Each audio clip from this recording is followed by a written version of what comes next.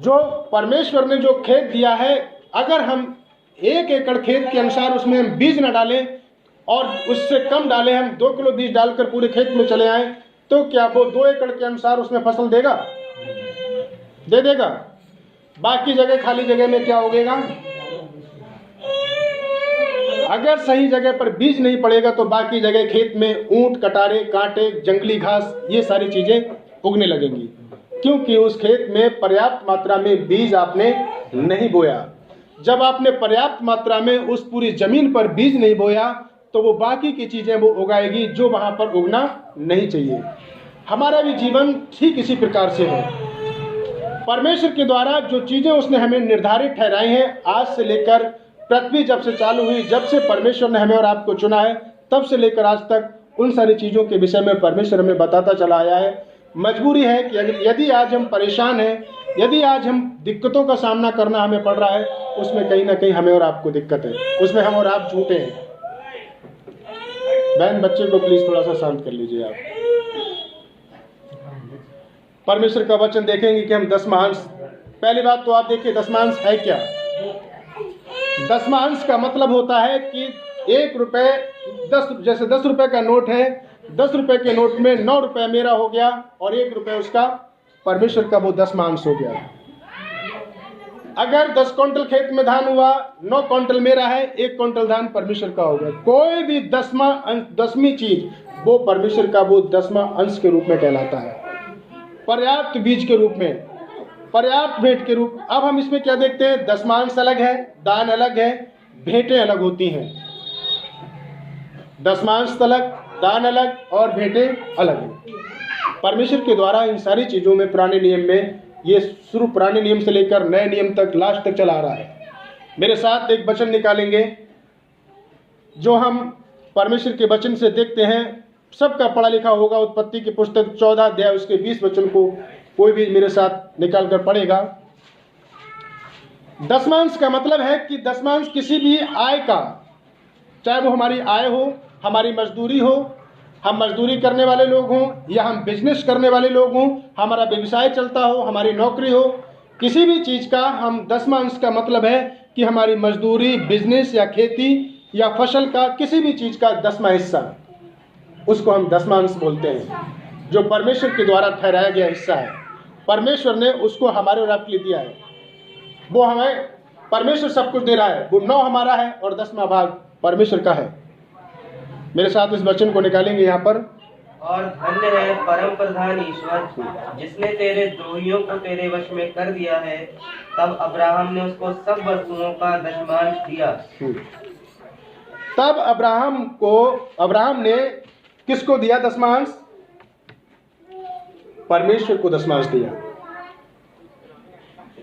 यहां पर परमेश्वर का वचन कहता है कि जब अब्राहम युद्ध करके जीत कर आया, अपनी समस्याओं से निपट कर आया, जब उसका प्रतिफल लेकर आया, आप समझ रहे हैं, लूट का मतलब ये नहीं कि हम लूट कर लेकर आए तब हम दशमांश देंगे। यहाँ पर हमारी मजदूरी भी हो सकती है, यहाँ पर हमारी खेती का भी प्रतिफल होता है कि जब उन समस्याओं से हम निपट कर अपने कामों को निपटा कर लेकर आए और जो उसके बदले में हमें प्रतिफल मिला, और जब परमेश्वर का दास उसको सामने मिला, परमेश्वर के दास ने जब उसको आशीषित किया, कौन सी आशीषें दी उसको? 20 वचन को फिर पढ़ेंगे।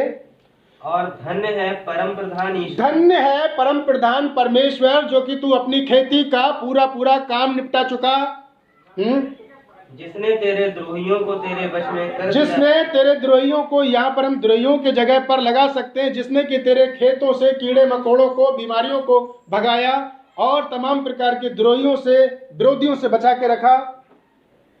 तब अब्राहम ने उसको सब वस्तुओं, तब परमेश्वर के लिए अब्राहम ने जब ये आशीषों को प्राप्त कर लिया, उसके बदले में उसने उसको दशमांश दिया, एक चीज का दशमांश दिया। हर एक चीज का उसने, जितना भी वो उसने लेकर आया था, जितना भी उसका मेहनत का प्रतिफल था, उसमें से अब्राहम ने उसको 10वां भाग दिया। और परमेश्वर का वचन कहता है कि उसने कुछ भी उसमें से वापस करने की अपेक्षा भी, लेने की अपेक्षा भी नहीं की, और सब कुछ अब्राहम ने परमेश्वर के दास को वहां पर दिया। सब वस्तुओं का दशमांश दिया, एक का नहीं, हर एक चीज का दशमांश दिया। हमारे पास नहीं है, हमारे पास खेती बाड़ी नहीं है, हमारे पास काम है, जो भी चीज़ों का हम काम करते हैं उसके द्वारा जो भी हमें परमेश्वर देता है उसके द्वारा हम परमेश्वर की महिमा करें। हमारे पास खेती बाड़ी है, हमारे एक चीज़ में हम दशमांश की उसमें निकालने की कोशिश करें कि जिससे कि हम अपने परमेश्वर की महिमा कर सकें। कोई भी चीज़ के लिए हम ये ना सोच के चलें कि ये मेरा है और ये इसमें परमेश्वर का कोई भी अंश नहीं है। मेरे घर में जब परमेश्वर का वचन आया तो मेरे पापा ने, मैं जैसे 10 बहन भाई, एक बहन मेरी पहले ख़त्म हो गई, 9 बहन भाई मौजूद हैं, 10 बहन भाई, परमेश्वर ने मेरे लिए देखकर कहा कि मैं परमेश्वर दशमांश के रूप में अपना बेटा तुझे देता हूँ, घर का पहलौठा बेटा मैं तुझे देता हूँ, मुझे अर्पण किया हुआ हूँ। मैं परमेश्वर के वचन के सामने आप लोगों को बोल रहा हूँ कि मेरे पिता ने मुझे अर्पण कर दिया परमेश्वर के लिए कि दशमांश के रूप में मैं परमेश्वर को तुझे देता हूँ। और कोई लोग बुरी बुरी चीज़ें कि ये बच्चा बहुत बेकार है, ये इसको चलो सेवा में लगा दो, इसको ट्रेनिंग में भेज दो। परमेश्वर को देना क्या है? उत्तम से उत्तम वस्तु हमें परमेश्वर के लिए देना है। और इब्राहिम ने यहाँ पर हर एक उत्तम वस्तु परमेश्वर के लिए दी। हर एक जो बढ़िया चीज़ थी परमेश्वर ने वहाँ पर, परमेश्वर के दास ने वहाँ पर उसको दिया। सबसे पहले दशमांश अब्राहम ने दिया। फिर हम उसके बाद में अब्राहम के बाद याकूब के विषय में अगर हम देखते हैं कि परमेश्वर के बाद अब्राहम के बाद याकूब ने सब वस्तुओं में परमेश्वर को दशमांश देने का वादा किया। वो परेशान था, परिवार के द्वारा भागा हुआ था, भाई के डर के मारे भाग के चला गया, दूसरे देश में चला गया, वहाँ उसका कोई अपना परिवार का नहीं था, बिल्कुल एकदम एकांत में बैठा हुआ, आकाश की ओर देख रहा, परेशानी में बैठा। तब उसने परमेश्वर के सामने कहा कि प्रभु, यदि तू इस जगह पर, जिस यात्रा में तू मुझे लेकर आया है, यदि तू इसमें मुझे सफल करे, मुझे बढ़ाए, तो मैं जो कुछ हासिल करूंगा उसका मैं दशमांश तुझे दूंगा। ये प्रतिज्ञा जब हम परेशानी में करते हैं, कई बार ऐसा होता है कि हम कुछ प्रतिज्ञाएं जब हम पर संकट आता है उसमें हम करने बैठ जाते हैं कि प्रभु यदि मेरा ऐसा काम बन जाए तो मैं तेरे लिए ऐसा कर दूंगी या ऐसा कर दूंगा। उनको हम नहीं कर पाते हैं, ये हम अपराध करते हैं। हमारे मुंह का बोला हुआ वचन परमेश्वर सुनता है। यदि हम अपने मन में कोई भी बात ठान लेते हैं, यदि हमें ये परमेश्वर के लिए करना है, तो वो हमारे लिए उचित समय पर, चाहे देर से ही हो, लेकिन उस काम को हमें करना चाहिए।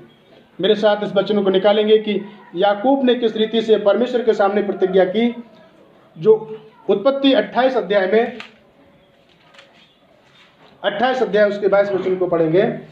और यह पत्थर जिसका मैंने खंभा खड़ा किया है परमेश्वर का भवन ठहरेगा, और जो कुछ तू मुझे दे उसका दशमांश मैं अवश्य ही तुझे दिया करूंगा। मैं उसका 10वां अंश अवश्य तुझे दिया करूंगा, जो कुछ तू मुझे दिया करे। हमारे लिए अपने समय का दशमांश भी देना बहुत जरूरी है। पैसा तो नासमान है, आज आप देंगे कल खत्म हो जाएगा, परसों, लेकिन जो व्यक्तिगत रूप से आप परमेश्वर को देंगे, जो अपने समय का दशमांश देंगे, क्या आप अपने समय का दशमांश देते हैं? क्या आप सुबह को उठकर सबसे पहला घंटा परमेश्वर के लिए देते हैं कि प्रभु ये दिन का शुरुआत मैं पृथ्वी पर दूसरा कदम तब रखूंगा कि सबसे पहले मैं परमेश्वर तेरा धन्यवाद कर लूं, सुबह के समय में मैं तेरी आराधना कर लूं, उसके बाद मैं अपने घर से बाहर निकल कर मैं तेरा बाकी के काम करूंगा। क्या ऐसा करते हैं? क्या दिन के 24 घंटों में से क्या हम 2 घंटे 40 मिनट देते हैं परमेश्वर को? 2 घंटे 40 मिनट नहीं तो क्या 2 घंटे आप परमेश्वर के लिए बैठते हैं? समय का दशमांश देना भी हमारे लिए पैसे के दशमांश से, धन के दशमांश से और अपनी फसल के बीज के दशमांश से, उससे भी देना ज़्यादा कीमती है। हमें अपने समय का भी अपने घर में दशमांश देना है।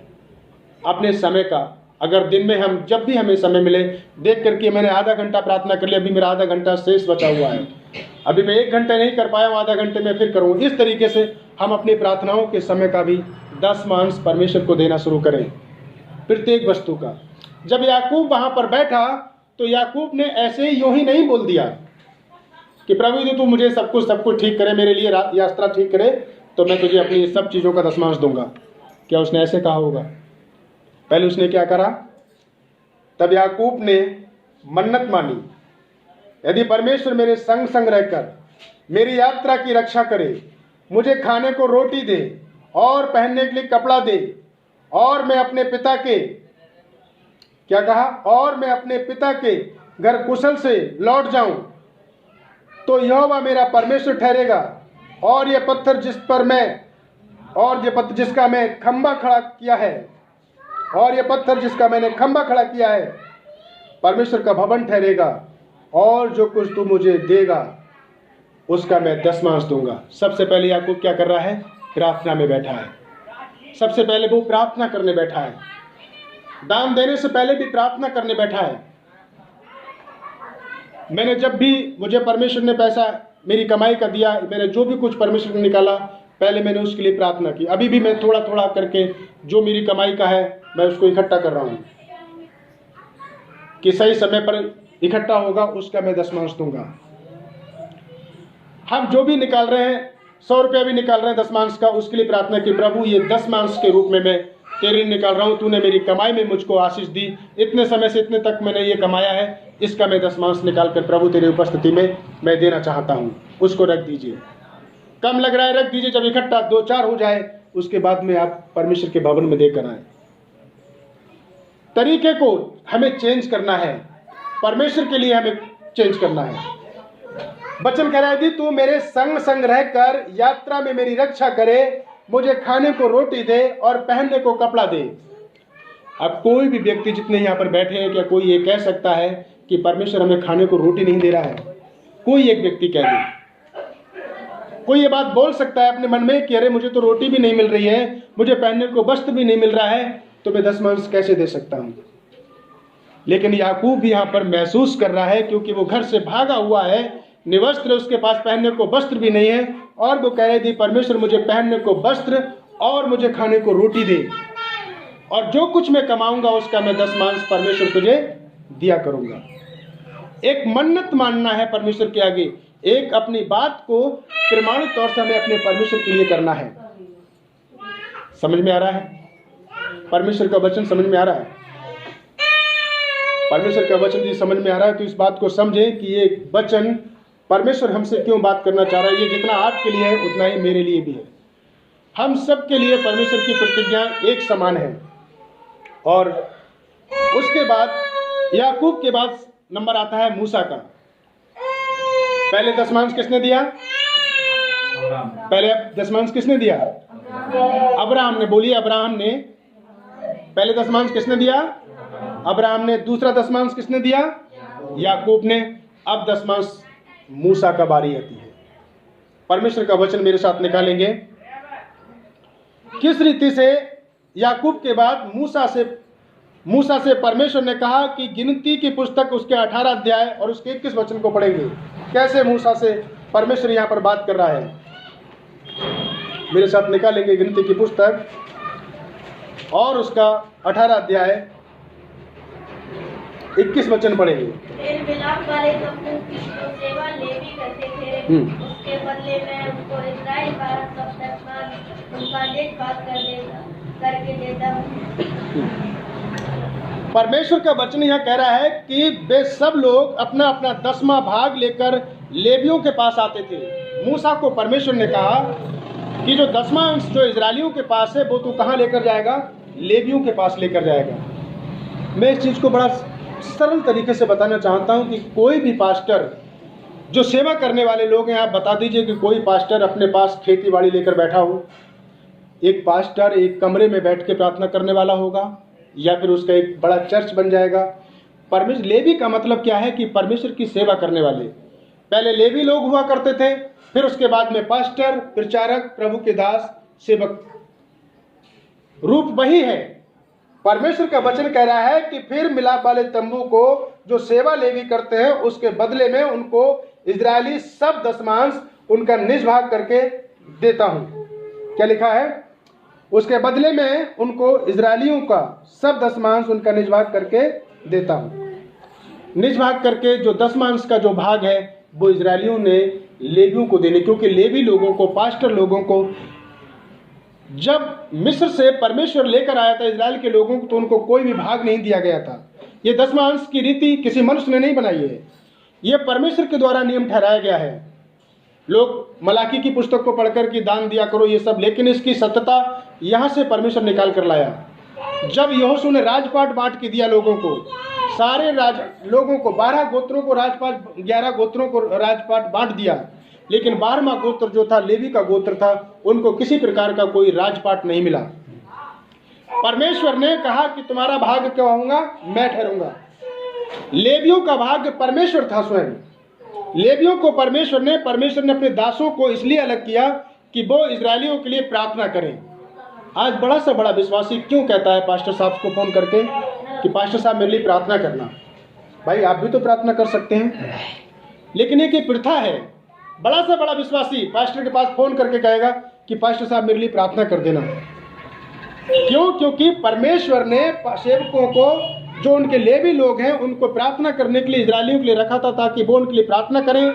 और इजरायली लोग जो चुने हुए लोग हैं, जो विश्वासी लोग हैं, वो 10वां अंश के द्वारा परमेश्वर के दास का पालन पोषण करेंगे। यह परमेश्वर की तरफ से नियम है, ये किसी मनुष्य की तरफ से नियम नहीं है, ये किसी मनुष्य ने नहीं ठहराया है। और यहाँ पर अगर हम इसको पूरा देखते हैं, मेरे साथ इसको पढ़ेंगे और किस रीति से परमेश्वर ने यहाँ पर कहा है। इसका 24 वचन भी पढ़ेंगे, इसका 18 का 24। क्योंकि इजरायली जो दशमांश यहोवा को उठाई हुई भेंट करके देंगे, उसे मैं लेवियों को निजभाग करके देता हूँ। मैं उसको लेवियों को निजभाग करके देता हूँ। जो इजराइल के लोग अपना दशमांश उठा कर देते हैं, उनके लिए वो परमेश्वर उनको उठा कर देता है। और कारण उसका ये है क्योंकि ये परमेश्वर ने अपने लोगों के लिए रखा है। क्यों रखा है, उसका कारण है। इसका मेरे साथ एक वचन और पढ़ेंगे, 23 वचन पढ़ेंगे, 18 का 23।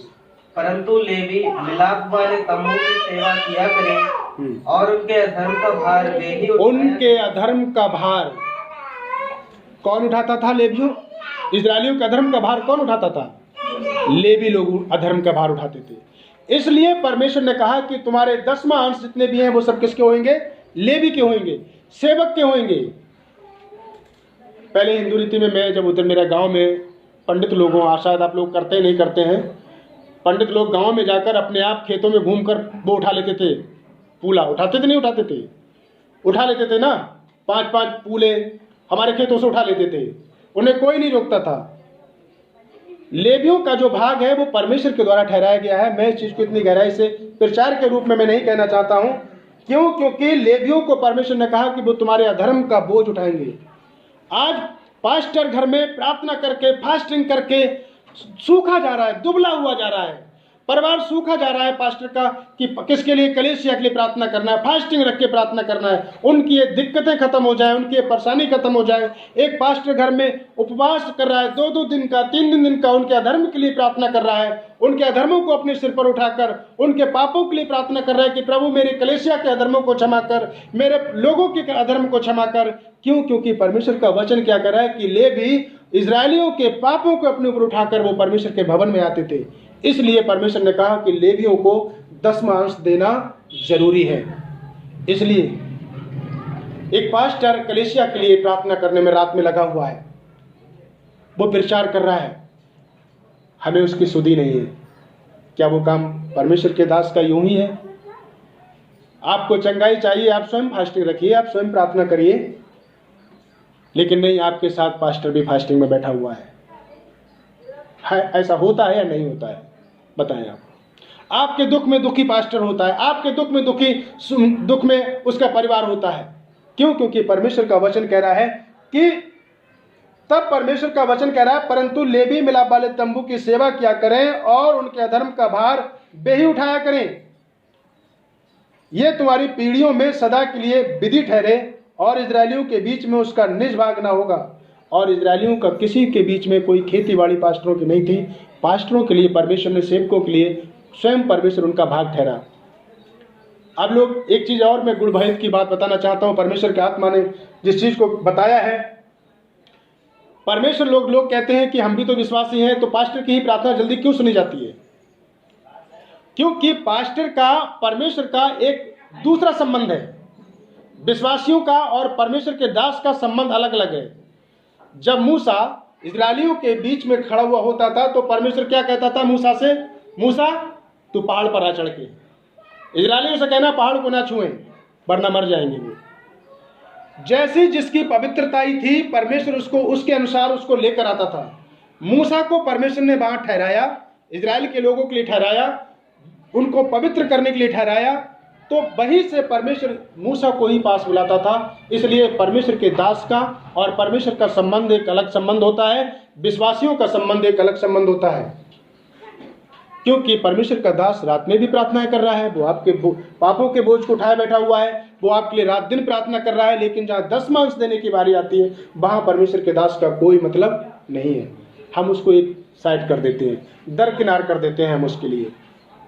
परमेश्वर का वचन जबकि कहता है कि हमें इस रीति से नहीं, क्योंकि मूसा से परमेश्वर ने इस बात को कहा था कि तू लेवियों से इस बात को बोल दे, और मूसा ने इन सारी चीज़ों को बताया। और वो लेवी कोई और नहीं, वो पास्टर हैं, वो सेवक हैं।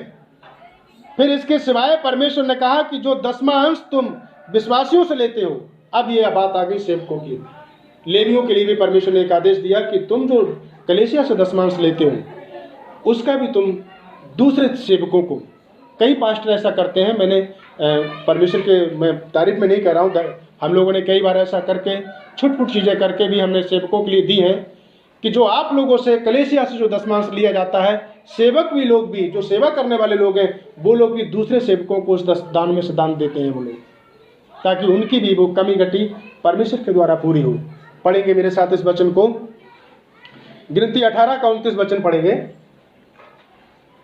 जितने दाम तुम पाओ उनमें से हर एक का उत्तम से उत्तम भाग जो पवित्र ठहरा है उसे यहोवा के लिए उत्तम से उत्तम भाग दिया करें। अब यहाँ पर देखिए परमेश्वर का वचन कह रहा है, या तो आप ये कह दो कि मुझे परमेश्वर का वचन मानना नहीं है, या तो ये कहकर अपने आप से पल्ला झाड़ लीजिए कि भाई हम चर्च आएंगे, हम प्रार्थना करेंगे, लेकिन हमें इन सब चीज़ों से कोई मतलब नहीं है, हमें झमेले में नहीं पड़ना है। या तो ये सब कहकर अपने आप को पल्ला झाड़ लीजिए कि हमें वचन तो मानना है लेकिन हमें भाई अपने हिसाब से चलना है। तब तो फिर ये चीज़ें कहना कोई फ़ायदा नहीं है, क्योंकि यदि हम परमेश्वर पर विश्वास करते हैं और हम उससे कहते हैं कि तू मेरा परमेश्वर है, तो फिर हमें उसकी बातों को मानना और उसके अनुसार चलना है। परमेश्वर का वचन क्या कह रहा है कि प्रत्येक उत्तम बात, उत्तम चीज, कौन कौन सा? जितने दाम तुम पाओ उनमें से हर एक का उत्तम से उत्तम भाग, घिसा हुआ नोट नहीं, फटा हुआ नोट नहीं, जैसे आप मन से करेंगे उसका ठीक परमेश्वर वैसा ही देगा। यदि आप चाहते हैं आपके लिए अच्छा हो तो आप परमेश्वर के लिए अच्छा करें। आप चाहते, कल मैं जब एक भाई को बता रहा था कि जितने समय तक हम परमेश्वर के साथ सही चलेंगे, परमेश्वर उतने ही समय तक हमारे साथ सही चलेगा। यदि हम पीछे मुड़ेंगे, परमेश्वर हमारे साथ से साथ छोड़ेगा। आप परमेश्वर को पकड़े रहेंगे, परमेश्वर आपके हाथ को पकड़े रहेगा। ये परमेश्वर का वचन कहता है। उत्तम से उत्तम चीज़ों में अपने हम शामिल करें। परमेश्वर के दास को ऐसे मान के चले कि ये परमेश्वर का दास, मैं आपको बताऊं कि एक परमेश्वर के दास जब मेरे घर में आए थे, सबसे पहले यकीन मानिए मैंने उनका स्वागत ऐसे करा कि जैसे कि मान लीजिए सचमुच में परमेश्वर स्वयं आया है। आज अगर हम परमेश्वर के दासों को बुलाते हैं किसी भी काम में, किसी भी फंक्शन में अगर हम बुलाते हैं, तो जैसे और सारी भीड़ बैठी हुई है वैसे ही परमेश्वर के लोग भी बैठे हुए हैं। जैसे बर्तनों में वो खा रहे हैं वैसे ही बर्तनों में हमने परमेश्वर के दासों को भी रख दिया। कुछ भी अलग नहीं है, कुछ भी परमेश्वर के लिए, कुछ भी मन में कोई तैयारी नहीं है कि हम परमेश्वर के दासों के लिए अलग करें या फिर हम परमेश्वर का आदर मान कुछ अलग तरीके से करें। हमें अलग करना, उत्तम उत्तम चीज़ों में, जो अच्छी चीज़ें हैं उनमें हमें परमेश्वर को साझेदार बनाना है, उनमें हमें परमेश्वर को हिस्सा देना है, उसके अनुसार हमें करना है। हाँ, आगे पढ़े। जो पवित्र ठहरा है उसे यहोवा के लिए उठाई हुई भेंट करके पूरी देना। एक प्रेरितों के काम में जब हम एक वाक्य पढ़ते हैं कि पूरी ना देने का प्रतिफल क्या था कि पति पत्नी दोनों मर गए। उन्होंने मन में तो सोचा था कि ठीक है, सब लोग दान दे रहे हैं, मुझे भी दान देना चाहिए। वचन सुना उन्होंने, मन में बहुत जल्दी उनके उत्साह आया कि सचमुच में हम दसमांश नहीं दे रहे हैं, हमें दान देना चाहिए। जब उन्होंने क्या करा, पैसा नहीं है, चलो हम एक खेत बेच देते हैं। उन्होंने एक खेत बेचा। खेत बेचने के बाद पति पत्नी ने दोनों ने समझौता किया कि सुनो, खेत तो बिका है 10 लाख रुपए का, पतरस को थोड़ा मालूम है 10 लाख का बिका हुआ है। ऐसा करेंगे, उनको हम 8 लाख का बता देंगे, 2 लाख हम अपना बचा के रखेंगे। और उन्होंने दोनों ने सलाह मिलाई। पतरस के पास जब उनका पति पहुंचा देने के लिए, उन्होंने कहा कि प्रभु ये 8 लाख का हमारा बिका है, ये 8 लाख का खेत है, लीजिए, हम तो ये लेकर आ रहे हैं। उन्होंने कहा 8 लाख का बिका। उन्होंने हाँ इतना ही का बिका। उन्होंने तुम परमेश्वर की आत्मा से झूठ बोल रहे हो, और वो यूं गिरा और तुरंत मर गया। हमें जो हमने मन में ठाना है पूरा पूरा देना है। अगर एक बार आपके मन में आ गया कि मुझे ऐसा करना है, तो परमेश्वर के वचन के अनुसार हमें ठीक वैसा ही करना है। उसमें से रद्द बदल मत करो, क्योंकि वो बात आपने अपने मन से खुद उठाई है। परमेश्वर ने आपसे नहीं कहा है। आप अपने मन से जो मन्नत मान रहे हैं उसको पूरा पूरा करने का, पालन करने की कोशिश करें, और परमेश्वर का वचन कह रहा है कि उसको पूरा करें। क्यों? क्योंकि उत्तम भाग देने के लिए परमेश्वर ने हमें चुना है, नहीं तो हमें क्या लगेगा? पढ़िए इसका 32-18 का 32 वचन पढ़िए। और जब तुम उसका उत्तम से उत्तम भाग उठाकर दो, तब उसके कारण तुमको पाप ना लगेगा। तब तुमको पाप नहीं लगेगा। समझ में आ रहा वचन? जो वचन हम सुन रहे हैं, सीख रहे हैं। एक जगह बाइबल में लिखा है कि जो वचन की शिक्षा पाता है, जिससे वचन की शिक्षा पाता है, उसको हर एक उत्तम से उत्तम चीज में उसको अपना सहभागी बनाए।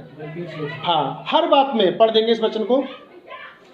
बहुत परमेश्वर का वचन जब हमें सिखाए, परमेश्वर का आत्मा जब हमसे बात करे, तो हमें अपने हृदय को कठोर ना करें, बल्कि जहाँ जहाँ पर हम अपने आप को गलत लगते हैं, वहाँ वहाँ पर हम चीख कर बताएं कि इन जगहों पर मैं गलत था, मैंने जाना, मैंने सीखा, तब मैंने कोशिश की कि उन सब चीज़ों को छोड़ने की।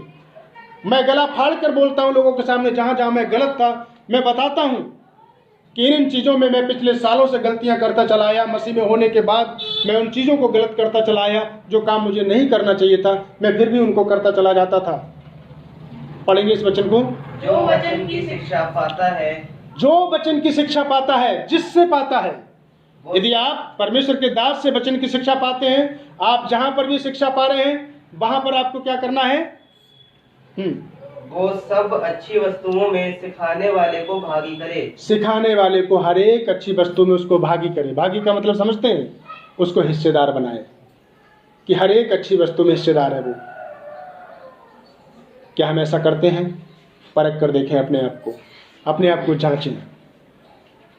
यदि हम किसी भी क्रिसमस का त्यौहार आ रहा है, हम किसी भी समय में अगर हम अपने बच्चों के लिए अच्छे कपड़े बनाएं, हमें ये भी ध्यान रखना चाहिए कि हम जहाँ पर अच्छी शिक्षा पा रहे हैं, हमें परमेश्वर के दास का भी ध्यान होना चाहिए, परमेश्वर के लोगों का भी हमें ध्यान। केवल एक ही जगह नहीं। मेरे मन के विचारों को परमेश्वर पहले से परख लेता है, आपके भी मनों को जान रहा है परमेश्वर। हम मन में जैसा सोचेंगे, परमेश्वर उसको हमें करने के लिए सामर्थ्य भी देगा और हमें बढ़ाएगा भी। परमेश्वर का वचन क्या कह रहा है कि जब हम उत्तम से उत्तम करेंगे, तब हमारे लिए क्या नहीं लगेगा? पाप ना लगेगा, हमें पाप नहीं लगेगा। परंतु इजरायलियों की पवित्र की वस्तुओं को अपवित्र ना करना, वो आगे की बात है। लेकिन जब हम उत्तम से उत्तम वस्तु जब हम परमेश्वर के लिए देंगे, तो हमें पाप नहीं लगेगा और हम परमेश्वर के द्वारा आशीषित होंगे। मेरे साथ परमेश्वर के और वचन को निकालेंगे। लय व्यवस्था उसके 27 अध्याय उसके 30 वचन को पढ़ेंगे। और यहाँ पर भूमि की उपज के बारे में परमेश्वर ने कहा है। अगर जिसके पास भूमि है, वो भूमि के द्वारा परमेश्वर की महिमा करे। जिसके पास नौकरी है, नौकरी के द्वारा। बेरोजगारी में हम मजदूरी करते हैं, जब हमें काम मिले उसके द्वारा जो हमें निकल कर आता है उसको हम इकट्ठा करें। थोड़ा थोड़ा इकट्ठा करके भी हम परमेश्वर को बड़े काम के लिए हम उसको इस्तेमाल कर सकते हैं। साल 6 महीने में हम इस्तेमाल कर सकते हैं कि भाई हमने 6 महीने का अपना 10 मास थोड़ा थोड़ा करके इकट्ठा कर लिया, तब हमने इकट्ठा करके दे दिया। हम किस रीति से ये सोच कर चलें कि मैं अपने सृजनहार परमेश्वर को कैसे प्रसन्न करूं, कैसे हम उसको खुश करें, इसकी हम बैठे बैठे योजनाएं बनाएं। जब आप परमेश्वर के लिए सोच के विचार की योजनाएं बनाएंगे, आप यकीन मानिए आपको परमेश्वर अनदेखा नहीं करेगा, मुझे अनदेखा नहीं करेगा। मेरे परिवार का कोई बैकग्राउंड ऐसा नहीं है कि मैं धनाढ्य परिवार का हूँ, या मेरे पास बहुत बड़ी प्रॉपर्टी आती हो, या मेरे परिवार में कोई, कल मैं एक शख्स से रात में बात कर रहा था, अच्छे खासे पढ़े लिखे हैं वो, और कह रहे हैं कि मैं गाड़ी धोने का भी काम कर लूँगा, मैं इतना परेशान हूँ। मैंने बिल्कुल नहीं, हमारा परमेश्वर ऐसा करने के लिए हमें मजबूर नहीं करता है। मेरे पास ना कोई बिजनेस ना कोई नौकरी है, लेकिन मैं एक विश्वास के साथ कदम बढ़ाता हूँ और बोल देता हूँ, और परमेश्वर वो मेरे लिए मार्ग तैयार करके खड़ा हो जाता है। हम मन में सोचते क्या, हम हर एक उत्तम वस्तु में अपने परमेश्वर को साझी बनाए। लय व्यवस्था 27 अध्याय उसके 30 वचन को पढ़ेंगे मेरे साथ। फिर भूमि की उपज का सारा दशमांश, चाहे वो भूमि का बीज हो, चाहे वृक्ष का फल, चाहे वो, थोड़ा रुक रुक के पढ़ेंगे बेटा। अब देखिए समय यहाँ पर ये बात आता है, हम लोग सब लोग फल खाते हैं ना। परमेश्वर ने फल के अंदर बीजों को क्यों रखा? जब सृष्टि को बनाया, परमेश्वर ने कहा कि फलदार वृक्ष ऐसे उत्पन्न हो जिसके अंदर उनका बीज भी होना चाहिए। यदि बीज खत्म कर देगा, बीज नहीं होगा, तो क्या दोबारा से फल उत्पन्न हो सकता है? अगर खेत का बोने वाला, गेहूं का बोने वाला अगर अगली फसल के लिए बीज उठा के ना रखे, तो क्या वो दोबारा गेहूं बो सकता है, फसल बो सकता है? बीज को हम उठा के इसीलिए रखते हैं ताकि हम उसको दोबारा से जब छींटेंगे तो वो उसका और भी ज़्यादा लेकर आएगा। और अगर हम बीज खुद खा जाएंगे तो दोबारा फसल कहाँ से हमारी उगेगी? अगर हम परमेश्वर के द्वारा जो हम बीज हमें बोना चाहिए, जो वचन का हमें बीज बोना चाहिए, जो परमेश्वर के दान का हमें बीज बोना चाहिए, यदि उसको स्वयं हम खा जाएंगे तो दोबारा से हम कटनी कहाँ करेंगे? एक ही बार तो खा के बैठ जाएंगे। हमें परमेश्वर के लिए बोना है। लय व्यवस्था 27 अध्याय उसके 30 वचन में क्या लिखा हुआ है? पढ़े बेटा आगे। फिर भूमि की उपज का सारा दशमांश, चाहे वो भूमि का बीज हो, चाहे वृक्ष का फल, वो यहोवा ही का है। वो यहोवा ही का है, किसी भी चीज का। इसीलिए परमेश्वर का वचन, मैं मलाकी की पुस्तक में उधर जाना नहीं चाह रहा हूं, मैं इधर से परमेश्वर का वचन आपको कि चाहे किसी भी चीज का क्यों ना हो, हर एक बात का दशमांश समय देना है। कलेसिया को बताना परमेश्वर के दास का काम है कि कलेसिया गरीब ना रहे। आज कलेसिया को गरीब रहने का कारण है क्योंकि हमने परमेश्वर को देना कम कर दिया, परमेश्वर ने हमें देना कम कर दिया। परमेश्वर कहता है ऐसा करके तुम मुझे परखो, मैं तुम्हारे पास अपरंपार आशीषों की वर्षा करता हूं नहीं। इजरायलियों ने एक समय आया कि जब इजराइल के राजा खत्म हुए, इजराइल के सेवक खत्म हुए, तो इजरायलियों ने भी दशमांश देना बंद कर दिया। मंदिर की दुर्दशा हो गई। तब नेहमिया को परमेश्वर ने भेजा। मेरे साथ पढ़ेंगे 12 अध्याय नेहमिया का, उसके 44 वचन को पढ़ेंगे। उसी दिन खजानों के, उठाई हुई भेंटों के, पहली पहली उपज के और दशमांशों की कोठरियों के अधिकारी ठहराए गए कि उनमें नगर नगर के खेतों के अनुसार उन वस्तुओं को जमा करें जो व्यवस्था के अनुसार याजकों और लेवियों के भाग में की थी, क्योंकि यहूदी उपस्थित याजकों और लेवियों के कारण आनंदित थे। किसके कारण लोग आनंदित थे? लेवियों के कारण, परमेश्वर के दासों के कारण इजराइल के लोग, वहां के लोग क्या थे? आनंदित थे। और लेवियों ने काम क्या करा? वो जगह जगह जाकर खेतों में इतने लेवियों को, नेहमिया ने इतने लोगों को इकट्ठा किया कि वो जाकर उनके खेतों की फसल से जाकर दशमांश खुद उठा उठा के लेकर आए। ये काम कौन करता है पता है? किसी ने देखा ये काम करते हुए? ये लोग काम पंजाबी लोग करते हैं, सिख लोग करते हैं। जब मैं पंजाब में गया था उस समय में प्रचार करने के लिए, तो वहाँ के जो पास्टर थे, पास्टर वहाँ पर बोले चलो आज मंडी में चलते हैं। गेहूं का सीजन था और मंडी में जो लोग सेवक विश्वासी लोग थे मंडी में जो काम कर रहे थे, और वहाँ पर वो पहुँचे। मैं उसका गवाह हूँ परमेश्वर की उपस्थिति में। और उन्होंने कहा आइए प्रार्थना करते हैं। उन्होंने धन्यवाद दिया, प्रार्थना किया और उन्होंने कहा चुक लो रे बोरियां। अपने आप बोरियां उठा के उन्होंने अपनी गाड़ी में डाली और लेके चलते बने। यहाँ पर नेहमिया क्या करा रहा है? दोबारा से पढ़े। उसी दिन खजानों के, उठाई हुई भेंटों के, पहली पहली उपज के और दशमांशों की कोठरियों के अधिकारी ठहराए गए कि उनमें नगर नगर के खेतों के अनुसार उन वस्तुओं को जमा करें। खेतों के अनुसार विश्वासियों के जितने खेत थे, नेहमिया ने उन सब में उनको क्या कर दिया? सबको लगा दिया कि जाओ खेतों के अनुसार सबसे दशमांश ले लेकर आओ। और जब उनके खेतों में दशमांश लेने के लिए गए, उनके खेतों से फसल उठाने के लिए गए, तो लोग उनसे दुखी नहीं थे। क्या लिखा है वचन में आगे? याजकों, क्योंकि यहूदी उपस्थित याजकों और लेवियों के कारण आनंदित थे। आनंदित थे। इस काम से वो क्या हो रहे थे? आनंदित हो रहे थे। वो खुशी के मारे परमेश्वर को दान दे रहे थे, जिसके द्वारा वो वहां पर भेंट लेकर लोग आ रहे थे, जिसके द्वारा परमेश्वर के भवन भरे जा रहे थे। परमेश्वर के घर में किसी भली वस्तु की घटी नहीं थी। इस रीति से वहां पर उन्होंने बहुतायत के साथ अनाज देकर और आनंद के साथ परमेश्वर के नाम की महिमा की। और इसीलिए भजन संहिता 96 में भी दाऊद भी इस बात को कहता है, 96 उसके 8 वचन में, कि भेंटें लेकर आओ। क्या लेकर आओ? भेंटें लेकर आओ। परमेश्वर का वचन पढ़ेंगे मेरे साथ, 96 भजन संहिता और उसके 8 वचन को। यहोवा के नाम की ऐसी महिमा करो जो उसके योग्य है। यहोवा के नाम की ऐसी महिमा करो जो उसके योग्य है। भेंट लेकर उसके आंगनों में आओ। भेंट लेकर उसके आंगनों में आओ। देखिए दशमांश की बात होगी, अब बात हो रही भेंटों की। हम लोग खाली हाथ चले आते हैं, कई बार मैं भी चलाता हूं, मैं भी शामिल हूं उसमें। हम सब उसके गुनहगार हैं, जबकि हमें ऐसा नहीं करना चाहिए। हमारे हाथ में कुछ ना कुछ रास्ते में जो भी मिले, घर में जो भी कुछ हो, उत्तम से उत्तम वस्तु जो भी नजर आए, हम परमेश्वर के भवन में कुछ ना कुछ उपहार, कुछ ना कुछ भेंटें लेकर, हमें जब परमेश्वर के जीवित जयवंत दिन में आते हैं तो हमें उसमें हमें लेकर आना चाहिए, आना चाहिए, आना चाहिए। ये विश्वास करते हैं आप लोग? नहीं। परमेश्वर का वचन कह रहा है कि हमें परमेश्वर के भवन में जब आए तो हमें क्या लेकर आना चाहिए? कुछ ना कुछ। हमें दृढ़ निश्चय कर लो कि हमें जब अब कभी आना है परमेश्वर के भवन में तो हाथ में हमें कुछ ना कुछ परमेश्वर के भवन में भेंटों के साथ लेकर आना है। अभी दान की बात नहीं हुई है, अभी दशमांश की बात हुई। लेवी जाकर अपने आप खेतों से दशमांश उठाकर लेकर आते थे, अपने आप बोरियां, तुम्हारी 10 बोरी हुई हैं, 1 बोरी इधर भरो गाड़ी में, कोई रोक टोक नहीं, और देने वाले और आनंद के साथ परमेश्वर के दास को देकर आनंद मनाते थे। अब भेंटों की बात है कि जब हम परमेश्वर के भवन में आते हैं तो खाली हाथ हिलाते चले आते हैं, थैले में बाइबल डाल के, लेकिन वास्तविकता है कि हमें कुछ ना कुछ भेंटें परमेश्वर के भवन में लेकर आना अनिवार्य है। क्यों? क्योंकि हम छूछे हाथ परमेश्वर के भवन में ना आए। हमें आदर के साथ परमेश्वर का महिमा करना है, आदर के साथ हमें परमेश्वर के लिए कुछ ना कुछ लेकर आना है। और नेहम्याह ने इस चीज को सुधारा। उसी बात को इजराइल के लोगों में, इजरायलियों के लिए हिजकिय्याह ने भी इस चीज पर बड़ा सुधार किया। और मेरे साथ निकालेंगे दूसरा इतिहास, उसका 31 अध्याय और उसके 8 वचन को। दूसरा इतिहास 31 अध्याय 8 वचन, जब हिजकिय्याह 6 से पढ़ेंगे। जो इजरायली और यहूदी यहूदा के नगरों में रहते थे वे भी बैलों और भेड़ बकरियों का दशमांश, किस किस का लाए दशमांश?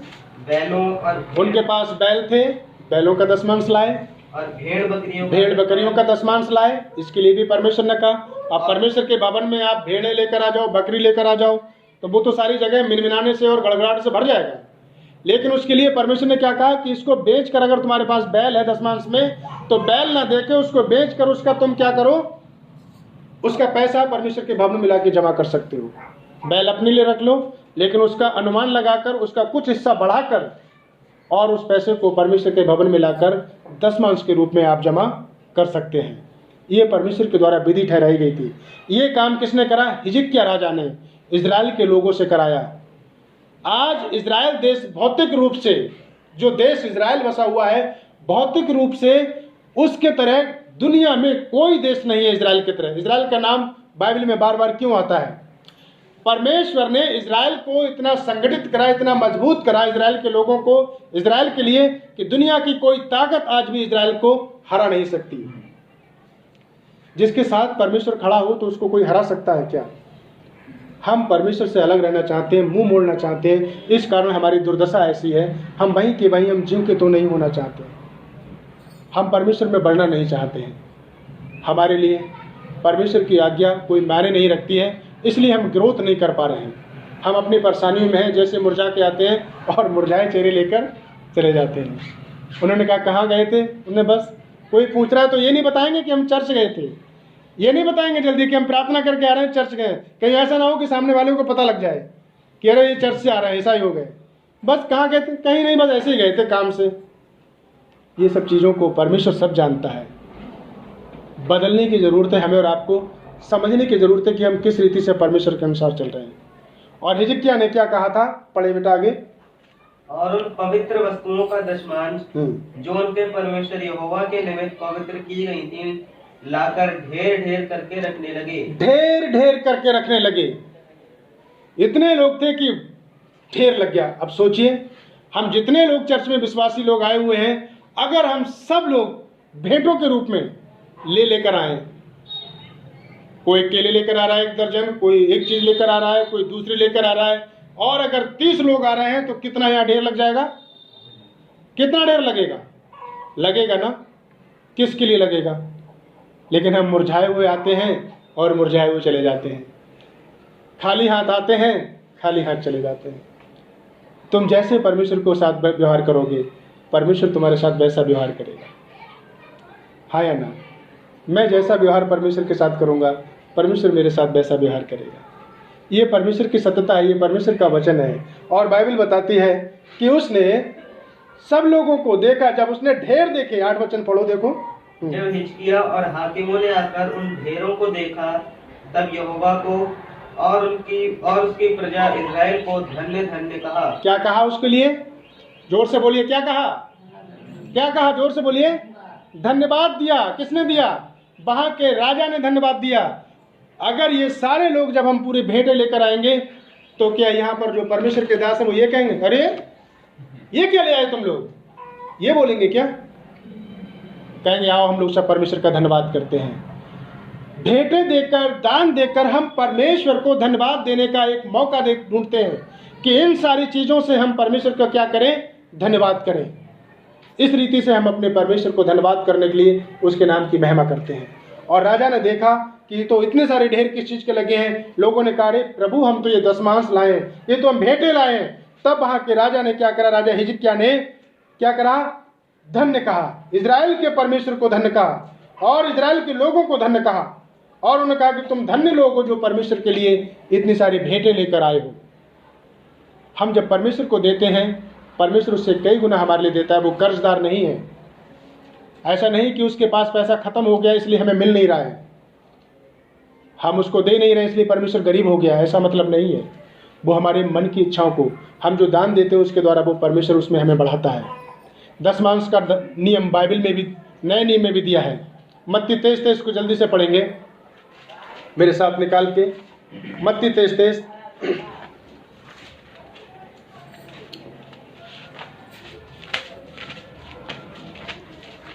हे कपटी शास्त्रियों और फरीसियों, तुम पर हाय, तुम पुदीने और सौंफ और जीरे का 10वां अंश तो देते हो, परंतु तुमने व्यवस्था की गंभीर बातों को नहीं माना। यीशु मसीह ने लोगों की मन की कठोरता को जानकर, क्योंकि वो तो स्वयं परमेश्वर है, और उन्होंने मन की कठोरता को जाना और क्या कहा? तुम जीरे का 10वां तो दे देते हो, तुम धनिया का, पुदीना का तो दे देते हो, लेकिन जब मोटी फसल आती है घर में, जब मोटा पैसा आता है, तब फिर 10वां नहीं देते हो। छोटा छोटा तो हम दे देते हैं कि 10 किलो तुरैया हुई थी, 1 किलो हम तुरई लेकर आ गए काली, है ना। लेकिन जब बड़ी फसल, जब बड़ा पैसा घर में आता है, उन चीज़ों में हम 10वां देना भूल जाते हैं। भूलना चाहिए हम लोग को, है ना। आज से मैं भी इन चीज़ों में, बहुत सारी चीज़ों में प्रण कर रहा हूँ। रात जब इस वचन को मैं तैयार कर रहा था, यकीन मानिए पूरा मुझे 2 बज गया था लगभग। मैं परमेश्वर के सामने बैठा ये कर रहा कि प्रभु तू मुझे सबसे पहले तैयार कर, मुझे इन सारी चीज़ों में मुझे लागू लेकर कर, ताकि मैं तेरे द्वारा तेरी महिमा का कारण बन सकूं।